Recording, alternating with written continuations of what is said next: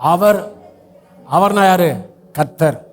தீர்க்கதரிசிகளை நாத்தானை அனுப்ப அவன் கர்த்தர் நிமித்தம் அவனுக்கு எதிரியா என்று பேர்.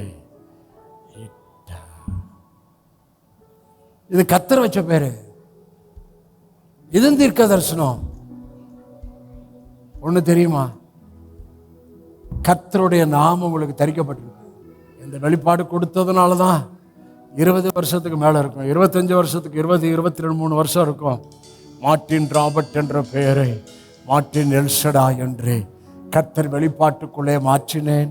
கெசட்லையும் பதிவு செய்தேன்.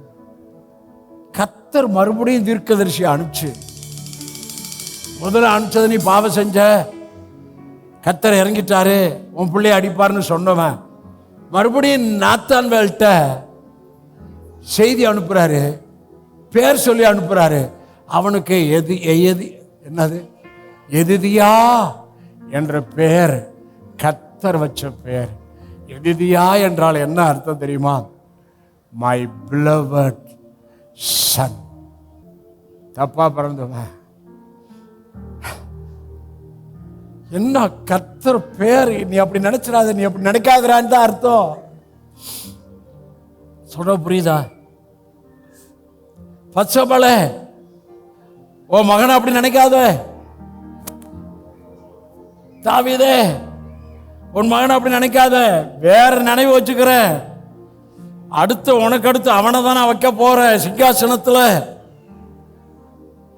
சாலமோனுக்கு my beloved son, beloved son of Jehovah God, பிரியமான குமாரன் என்ற பெயர் வச்சார். பெயர்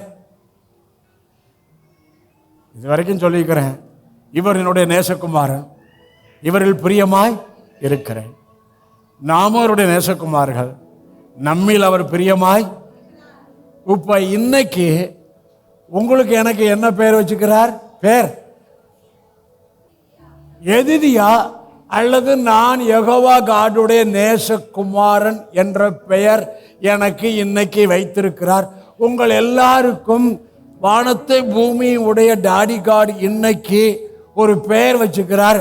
மகனே மகளே, நீ என்னுடைய நேசகுமாரன் என்று உங்கள் ஒவ்வொருவருக்கும் பெயர் வச்சுக்கிறார். உங்கள் பிள்ளைகளுக்கும் பெயர் வச்சுக்கிறார்.